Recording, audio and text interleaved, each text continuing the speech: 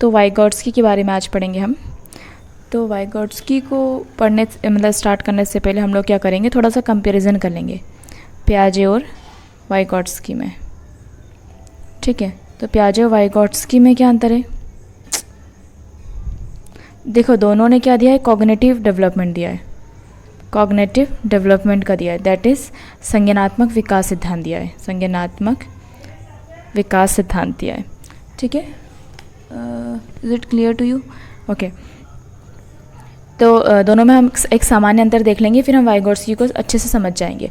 ठीक है, क्योंकि दोनों में थोड़ा कन्फ्यूज़न होता है, दोनों ने संज्ञानात्मक दिया है बट दोनों में काफ़ी डिफरेंसेस है। ठीक है, तो पहला सामान्य सा डिफरेंस, ये स्विट्ज़रलैंड के थे, स्विस निवासी थे, और ये रूसी थे, रूस के निवासी थे। ठीक है, इनका जो सिद्धांत है उसको बोलते हैं पियाजे का संज्ञानात्मक विकास सिद्धांत, मतलब इन्होंने इसी नाम पे दिया है, संज्ञानात्मक विकास सिद्धांत। ठीक है, जबकि इनके जो है उसको बोलते हैं सामाजिक सांस्कृतिक विकास का सिद्धांत, that is socio cultural theory, socio cultural theory. ठीक है, सामाजिक सांस्कृतिक विकास का सिद्धांत। ठीक है, इनका ऐसा बोलना था भाई कि जो विकास होता है वो स्टेजेस में होता है। ठीक है, चरणों में होता है। विकास कैसा होता है? चरणों में मतलब घटित होता है। जबकि इनका कहना था कि जो विकास है वो कंटिन्यूस होता है, continuous, that is it is the continuous process, यह एक सतत प्रक्रिया है। ठीक है, यह एक सतत प्रक्रिया है। ठीक है, नेक्स्ट इसकी बात करें तो पियाजे ने आनुवांशिकता को महत्व दिया, आनुवांशिकता को महत्व दिया। ठीक है, इन्होंने 4 चरण बताए हैं, अभी तो हम खैर पढ़ेंगे नहीं इसको। तो इन्होंने पियाजे ने आनुवांशिकता को महत्व दिया। इन्होंने कहा था कि विकास पर आनुवांशिकता का प्रभाव पड़ता है, जबकि जो वाइगॉट्स्की थे उन्होंने बोला था आनुवांशिकता का महत्व नहीं पड़ता है, मतलब समाज से वह सीखता है, जो बच्चा है वो अपने समाज और संस्कृति से विकास करता है, सीखता है। ठीक है, पियाजे का बोलना था जो बच्चे हैं वे जन्म से ही सक्रिय है, जन्म से ही सक्रिय है। ठीक है, जबकि वाइगॉट्स्की का बोलना था कि बच्चे जन्म से सक्रिय नहीं होते, परंतु जो हमारे सोशल मतलब सामाजिक परिप्रेक्ष्य, मतलब सामाजिक समाज में आकर सीखते हैं। ठीक है, इन्होंने बोला था कि जो भाषा है वो केवल एक सुविधादाता है, सुविधादाता है। ठीक है, मतलब इन्होंने बोला है कि भाषा एक सुविधादाता है, जैसे शिक्षक से हम सीखते हैं, पर ज़िंदगी में आपको जो करना है वो आपको ही करना है। ठीक है, तो इस प्रकार इन्होंने भाषा को भी एक सुविधादाता बोला। ठीक है, जबकि जो वाइगॉट्स्की थे उन्होंने भाषा को बहुत इंपॉर्टेंट माना, बोला भाषा जो है वो हमारे विकास के मुख्य चरणों में से एक है। ठीक है, फिर नेक्स्ट है इन्होंने सामूहिक एकालाप, सामूहिक एकालाप या फिर इसको बोल सकते हैं जो प्राइवेट स्पीच होती है, प्राइवेट स्पीच जो होती है ये होती है नॉर्मली 3 से 5 वर्ष के बच्चों में। इसमें क्या होता है, जो बच्चा होता है वो अकेला खेलता है, मतलब खुद ही खेल रहा है, खुद कुछ घर बना लिया, जैसे लड़कियां होती हैं नॉर्मली गुड़िया खिलौने वगैरह से खेलती हैं। ठीक है, लड़के जो होते हैं वो गाड़ी बना लेते हैं, ट्रैक्टर चला रहे हैं कि हाँ अब ये हो गया, अब ये हो गया, मतलब वो लोग बात करते हैं, उनकी बात सुनाई भी देती है। ठीक है, तो वो होता है प्राइवेट स्पीच। तो पियाजे ने प्राइवेट स्पीच को कोई मायने नहीं दिया, उन्होंने बोला कि ये तो नॉर्मली है, बच्चे करते हैं। ठीक है, जबकि वाइगॉट्स्की ने जो प्राइवेट स्पीच है उसको बहुत इम्पॉर्टेंट माना। उनका ऐसा बोलना है कि जो प्राइवेट स्पीच है वो बच्चों के चिंतन, मतलब जो अमूर्त चिंतन है उसको बढ़ाता है, और जो बच्चे प्राइवेट स्पीच करते हैं उनका विकास या उनका भावात्मक या संवेगात्मक जो विकास होता है वो ज़्यादा अच्छा होता है। ठीक है, इतना समझ में आ गया दोनों में डिफरेंस। अब हम पढ़ लेते थोड़ा बहुत वाइगॉट्स्की को। ठीक है, अब वाइगॉट्स्की का अगर सिद्धांत आता है आपको तो आप उसके पॉइंट्स लिख सकते हैं कि वाइगॉट्स्की ने संज्ञानात्मक विकास का सिद्धांत दिया, क्योंकि वाइगॉट्स्की ने सामाजिक परिप्रेक्ष्य में, सामाजिक सांस्कृतिक परिप्रेक्ष्य में संज्ञानात्मक विकास को समझाया है, अस्तु इनकी थ्योरी को सोशियो कल्चर थ्योरी कहा जाता है। ठीक है, इन्होंने विकास की सतत प्रक्रिया को बताया। इन्होंने बताया है जो बच्चा है उसके विकास में, संज्ञानात्मक विकास में आनुवांशिकता का नहीं अपितु समाज व संस्कृति का प्रभाव अधिक पड़ता है। ठीक है। इन्होंने बच्चे को जन्म से ही सक्रिय नहीं बताया जैसा कि पियाजे ने बताया, अपितु बच्चे का समाज में जब रहता है तब वह सक्रियता को अपनाता है, ठीक है, अपने समाज के वातावरण के हिसाब से। और इसके अलावा वाइगोट्स्की ने भाषा को प्राथमिकता दी। उन्होंने कहा कि संज्ञानात्मक विकास में भाषा का बहुत अधिक महत्व है। यह बच्चे को मूर्त से अमूर्त चिंतन की ओर ले जाता है और उसके विकास में सहायक होता है, ठीक है। इसके अलावा वाइगोट्स्की ने सामूहिक एकलाप दैट इज़ प्राइवेट स्पीच जो 3 से 5 वर्ष के बच्चों में होती है उसको अधिक इम्पॉर्टेंट, मतलब उसको भी प्राथमिकता दी है, ठीक है। अब अगर वाइगोट्स्की का सिद्धांत आता है लॉन्ग आंसर में तो हमको क्या लिखना है, इतना तो हम उसका इंट्रोडक्शन लिख देंगे। फिर नेक्स्ट वाइगोट्स्की के सिद्धांत, विकास के सिद्धांत को 3 मुख्य बिंदु, कौन से 3 मुख्य बिंदुओं पर लिख सकते हैं। पहला तो है हमारा सामाजिक सांस्कृतिक परिप्रेक्ष्य, ठीक, मतलब इसमें वही अपना पूरा लिख देंगे कि बच्चा जब जन्म लेता है तो पहले माता पिता सीखता है, फिर विद्यालय जाता है, फिर समाज में एंटर करता है, उसकी संस्कृति के हिसाब से सीखता है। तो ये जो सामान्य सा नॉलेज है हम सभी को लिख सकते हैं इस बारे में, तो ये होता है सामाजिक सांस्कृतिक परिप्रेक्ष्य। दूसरी चीज़ आती है हमारी भाषा। क्या आती है हमारी भाषा? तो वाइगोट्स्की ने भाषा को 3 भागों में विभाजित किया, ठीक है। एक होती है सोशल स्पीच।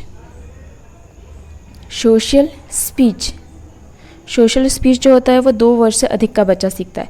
जैसा हम बोलते हैं वैसा बोलता है वो। जैसे अगर हम आप करके बात करें वो भी आप करके बात करेगा। मतलब जो वर्ड्स का है, वो जो वर्ड्स हम बोलते हैं उनकी कैप्चरिंग वो हमारे द्वारा ही करता है, ठीक है। हम जो बोलते हैं वो सीखता है, that is the social speech, ठीक है। नेक्स्ट आती है प्राइवेट स्पीच में आपको बता चुकी हूँ कि 3 से 5 ठीक है। ये पता नहीं वीडियो क्यों पॉज हो जाता है। तो प्राइवेट स्पीच जैसा कि मैंने बताया था 3 से 5 वर्ष, सॉरी 3+ बोल सकते हैं, ठीक है। तो इसमें बच्चा क्या होता है, मतलब बातें करता है, ठीक है। मतलब कि अगर गर्ल्स है तो वो गुड़िया वाला खेल खेलती है, जो लड़के होते हैं वो ट्रैक्टर वाला, जैसा कि पहले बताया था, ठीक है। तो प्राइवेट स्पीच मतलब हम बोलते हैं, मतलब मन में बातें नहीं होती हैं ये वाली, ठीक है। फिर थर्ड लास्ट था साइलेंट इनर स्पीच जो होता है उसमें जो बच्चे रहते हैं वो प्राइवेट स्पीच से और थोड़ा बढ़ के, मतलब 7 वर्ष से ऊपर के बच्चों का होता है। इसमें जो बच्चा रहता है वो मतलब मन में बात करना सीख जाता है। और ऐसा वाइगोट्स्की ने ऐसा बोला है जिसकी प्राइवेट स्पीच ज़्यादा होती है उसकी silent inner speech that is और हर अमूर्त चिंतन ज़्यादा बेहतर होता है, ठीक है। तो साइलेंट इनर स्पीच जैसे हम लोग कर रहे हैं, हमारा संज्ञानात्मक विकास काफ़ी हद तक हो चुका है, ठीक है। तो हम लोग क्या करते हैं, जैसे एग्ज़ाम हॉल में हम सोच के लिख रहे हैं, that is our silent inner speech, ठीक है। हम लोग ऐसे तो नहीं सोचते कि अब मैं क्या लिखूँ, अब मैं इस पॉइंट लिखता हूँ, अब मैं ऐसा कर लेता हूँ, तो ऐसे तो आपको एग्ज़ाम से बाहर ही निकाल देंगे, ठीक है। तो आपको कैसे बोलना है, साइलेंट नहीं बोलना है, मन में बोलना है। तो ये आपका अमूर्त चिंतन होता है, ठीक है। तो वाइगोट्स्की ने भाषा को 3 भागों में बांटा है। इसमें आप एज लिख देना 2+, 3+, 7+, social speech, private speech and silent inner speech, ठीक है। फिर नेक्स्ट उन्होंने बात करी थी ZPD की, that is the zone of proximal development, ठीक है। अब जोन ऑफ प्रॉक्सिमल डेवलपमेंट का समझने पहले हमें स्कैफोल्डिंग को समझना होगा कि स्कैफोल्डिंग क्या होता है। स्कैफोल्डिंग को हिंदी में बोलते हैं पाड़ या पॉइंट, ठीक है। क्या बोलते हैं इसको हिंदी में, समीपस्थ विकास का क्षेत्र, क्या बोलते हैं, समीपस्थ विकास का क्षेत्र, ठीक है। इसको समझने से पहले हमको क्या समझना है, स्कैफोल्डिंग। क्या समझना है, स्कैफोल्डिंग को बोलते हैं पाड़ या पॉइंट, ठीक है। सपोज अब इसमें आपको एक ही डायग्राम बनाना है, ये है बच्चा, ये बच्चा इतना कर सकता था, ठीक है। अब वो बच्चे को हमने एक पाड़ दे दिया, स्कैफोल्डिंग, या फिर इसको बोलते हैं मचान बोलते हैं, तो वो इतना कर पाया, ठीक है। बच्चा इतना कर सकता था, अब वो ZPD स्कैफोल्डिंग देने के बाद वो इतना कर पा रहा है। तो ये जो होता है इसमें से मान लीजिए कि एक कोई बच्चा है, एग्जाम्पल ले सकते हैं, वो मतलब 2 बच्चे बैठे हैं, ठीक है। अब 2 बच्चों में आपने एक को मतलब बोला उनको कि 2 का पहाड़ा लिखो, छोटे बच्चे, ठीक है। तो एक बच्चे को आपने नहीं बताया कि 2 का पहाड़ा क्या आएगा, कैसे लिखना है उसने याद किया हुआ था, 2 4 6 ऐसे करके। और एक बच्चे को आपने बता दिया कि भाई 2 + 2 कर ले तो 4 बन जाएगा, फिर इसमें +2 कर ले तो 6 बन जाएगा, +2 कर ले तो 8 बन जाएगा। तो आपने क्या दिया उसको, एक स्कैफोल्डिंग, एक मचान दे दिया। मचान बोल सकते हैं जैसे हम मकान बनाने के पहले जो खंबे लगाते हैं ताकि मकान की छत ना गिरे, और बाद में जब वो स्ट्रांग हो जाता है मकान तो हम उस छत को हटा देते हैं, दैट इज़ कॉल्ड मचान। ठीक है, मतलब हमने जब उसको ज़रूरत थी, उसको जब तक आवश्यकता थी, जब तक कि वो खुद का विकास खुद के लिए, मतलब वो सेल्फ डिपेंडेंट नहीं हो जाए, तब तक हमने उसको मचान दे के रखा। फिर सही समय पर उस मचान मतलब उस सहारे को हटा दिया। ठीक है, डैट इज़ द स्कैफोल्डिंग। तो स्कैफोल्डिंग जब हम हेल्प करते हैं, क्लियर। तो स्कैफोल्डिंग क्या हुई, तो भाई हमने एक बच्चे को ये बता दिया, तो उसने क्या, अब सामने वाला बच्चा तो उसने रटा हुआ था 2 4 6 8 भूल गया उसके बाद क्या था कैसे करना है। बट जो दूसरा बच्चा था उसको हमने स्कैफोल्डिंग दे दी, उसको हमने ये बता दिया कि यार तू +2 कर ले तो 2 का पहाड़ा पूरा बन जाएगा। ठीक है, तो फिर उसने अपनी स्कैफोल्डिंग मतलब यूज़ करके यहाँ तक पहुँच गया। ठीक है, तो बच्चा जितना कर सकता था और बच्चे ने जितना स्कैफोल्डिंग के द्वारा किया, तो उसका जो माइनस होता है that is the ZPD, zone of proximal development. ये हिस्सा मान लीजिए, मतलब सिंपल भाषा में देखिए, अगर वो 2 स्तर तक कर सकता था और उसने कितने 10 स्तर तक का कर लिया है इसके फोल्डिंग के बाद, तो उसका ZPD एरिया कितना हो जाएगा, 10 - 2 दैट इज़ 8। तो उसका ZPD एरिया कितना हो गया, 8 हो गया। क्लियर, तो ये है zone of proximal development. Clear, Vygotsky clear हो गया। ठीक है, तो वाइगोट्स्की का परिचय में हम पहले इतना लिख लेंगे, रूसी वैज्ञानिक वगैरह जो भी था।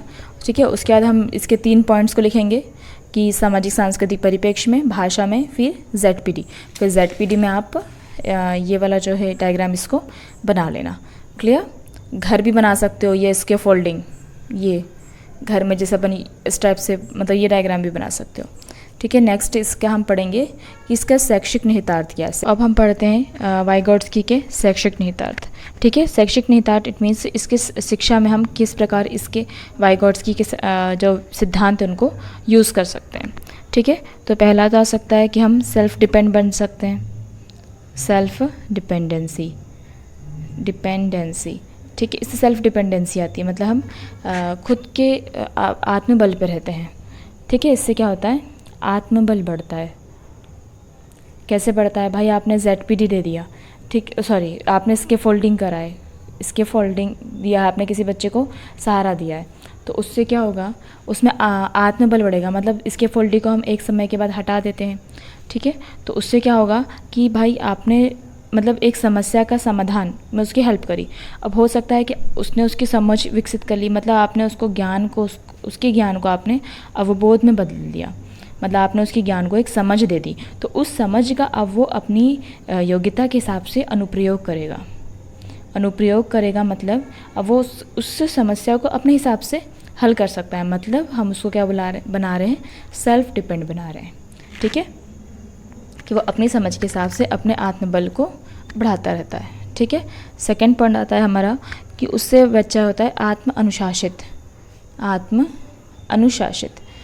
अनुशासित में आ जाएगा भाई कि कि आप जब किसी बच्चे को ZPD देते हो, मतलब जब बच्चे का ZPD बढ़ता है तो बच्चा स्वयं में आत्म अनुशासित होता है, उसका आत्मविश्वास बढ़ता है। ठीक है, कि हाँ मैं ये कर सकता हूँ।